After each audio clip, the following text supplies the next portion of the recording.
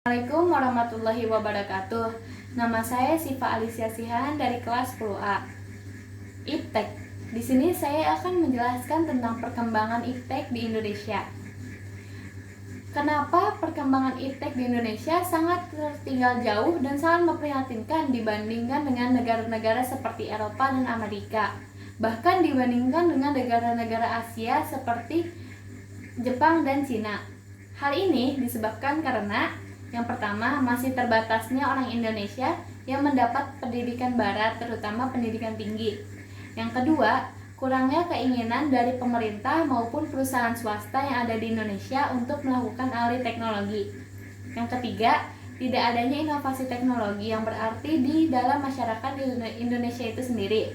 Ilmu pengetahuan dan teknologi di Indonesia mulai berkembang, di mana ditandai dengan adanya perguruan tinggi dan pusat-pusat penelitian seperti Lembaga Ilmu Pengetahuan atau LIPI dan juga Badan Pengkajian dan Penerapan Teknologi atau BPPT.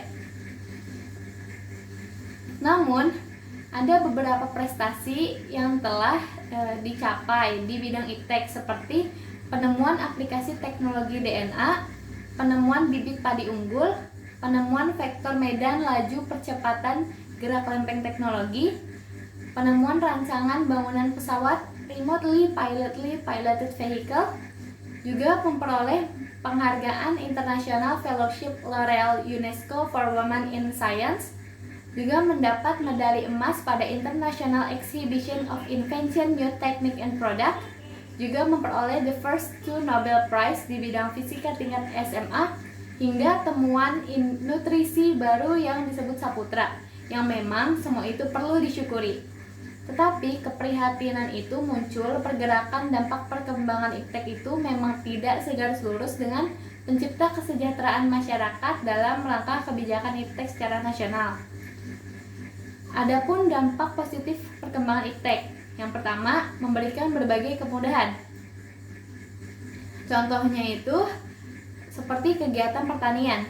Dahulu, kegiatan pertanian ini membajak sawah dengan menggunakan alat tradisional. Kini sudah menggunakan peralatan mesin, sehingga aktivitas penanaman dapat lebih cepat dilaksanakan tanpa memakan waktu yang lama dan tidak pula terlalu membutuhkan tenaga yang banyak. Ini adalah contoh kecil efek positif perkembangan iptek di dalam membantu aktivitas manusia dalam kehidupan sehari-hari. Yang kedua, memperoleh meluasnya berbagai informasi. Informasi merupakan hal yang sangat penting bagi kita, di mana tanpa informasi kita akan serba ketinggalan. Terlebih lagi ketika berbagai media cetak dan elektronik berkembang pesat. Hal ini memaksa kita untuk mau tidak mau harus bisa dan selalu mendapatkan berbagai informasi. Pada masa dahulu, kegiatan pengiriman berita sangat lambat. Hal ini dikarenakan kegiatan tersebut masih dilakukan secara tradisional, baik itu secara lisan maupun dengan menggunakan sepucuk surat. Namun, sekarang kegiatan semacam ini sudah hampir punah, di mana perkembangan iptek telah merubah segalanya, dan kita pun tidak perlu menunggu lama untuk mengirim atau menerima berita.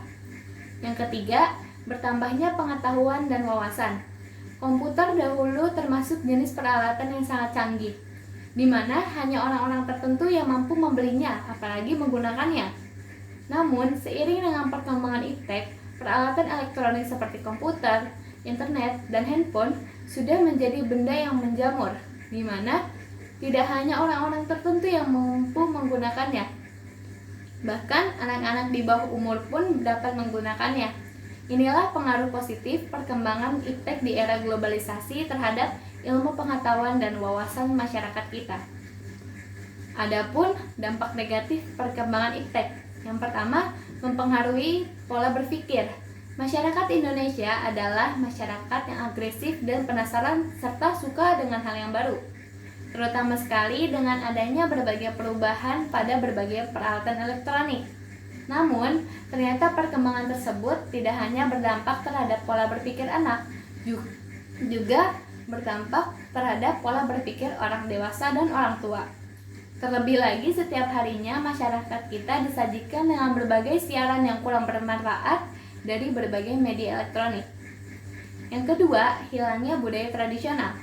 Dengan berdirinya berbagai gedung mewah seperti mall, perhotelan, dan lain-lain, mengakibatkan hilangnya budaya tradisional seperti kegiatan dalam perdagangan yang dulunya lebih dikenal dengan pasar tradisional, kini berubah menjadi pasar modern. Begitu juga terhadap pergaulan anak-anak dan remaja yang sekarang sudah mengarah kepada pergaulan bebas. Yang ketiga, banyak menimbulkan berbagai kerusakan. Indonesia dikenal sebagai negara yang kaya akan sumber daya alamnya. Namun hingga akhir ini, Indonesia lebih dikenal sebagai negara yang sedang berkembang dan terus berkembang entah sampai kapan. Dan kita juga tidak mengetahui kapan istilah negara berkembang tersebut berubah menjadi negara maju. Salah satu contoh kecil yang lebih spesifik adalah beberapa tahun yang lalu, sekitar di bawah tahun 2004, Kota Pekanbaru yang terletak di Provinsi Riau lebih dikenal sebagai Kota Seribu Hutan. Namun, dalam waktu yang relatif singkat, istilah Seribu Hutan kini telah berubah menjadi istilah yang lebih modern, yakni Kota Seribu Ruko, di mana dalam waktu yang singkat, perkembangan pembangunan di kota ini amat sangat pesat. Mulailah berdiri berbagai kegiatan industri, perhotelan, mal, dan gedung-gedung bertingkat seperti perumahan berdiri di mana-mana. Akibatnya aktivitas tradisional lumpuh, hutan gundul, sehingga banyak menimbulkan berbagai macam bencana seperti banjir, tanah longsor, serta polusi terjadi di mana-mana. Inilah dampak yang harus diterima masyarakat kita hingga ke anak cucu. Dengan semakin berkembangnya ilmu pengetahuan dan teknologi di Indonesia, maka juga komunikasi di Indonesia pun sudah berkembang. Di era globalisasi pada masa sekarang ini, kita harus bisa mengenal dan memahami berbagai perkembangan iptek. Namun, masih banyak yang kurang memahami dengan perkembangan iptek. Secara jangka panjang, perkembangan iptek memberikan arti yang sangat positif. Namun di sisi lain, tidak sedikit pula yang membawa dampak negatif. Kurang lebihnya mohon maaf, itu saja yang bisa saya sampaikan. Semoga bermanfaat bagi kalian semua. Wassalamualaikum warahmatullahi wabarakatuh.